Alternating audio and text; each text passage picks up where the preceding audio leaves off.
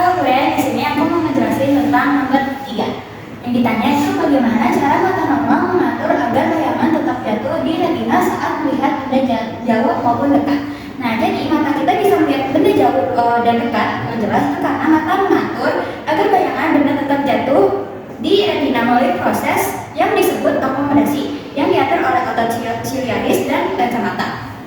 Nah, saat melihat benda dekat, otot siliaris berkontraksi membuat lensa menjadi lebih cembung atau menjadi lebih tebal, sehingga cahaya dapat difokuskan dengan tepat pada retina. Sedangkan saat melihat benda jauh, otot siliaris itu rileks, lensa menjadi lebih pipih dan cahaya dapat difokuskan dengan tepat pada retina. Sekian, terima kasih. Assalamualaikum warahmatullahi wabarakatuh.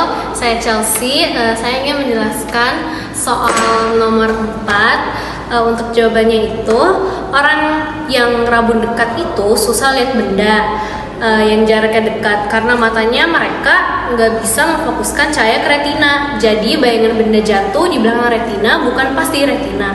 Makanya orang rabun dekat harus pakai lensa cembung, lensa plus. Lensa ini ngumpulin cahaya supaya bayangan bisa jatuh tepat di retina dan akhirnya kelihatan jelas. Tapi gimana kalau malah pakai lensa cekung, lensa minus? Soalnya lensa cekung itu nyebarin cahaya keluar, bukan ngumpulin. Akibatnya cahaya makin sulit difokuskan dan bayangan benda jatuh lebih jauh dari retina, hasilnya semakin buram dan gak bisa kelihatan jelas, terutama untuk benda yang dekat. Jadi kesimpulannya, lensa cekung itu salah buat rabun dekat karena bikin penglihatan makin buram. Lensa cembung itu benar karena bantu mata memfokuskan cahaya ke retina jadi bisa terlihat jelas. Sekian, terima kasih. Selamat pagi Gwen, hari ini saya akan menjelaskan soal nomor 7 mengenai Susi.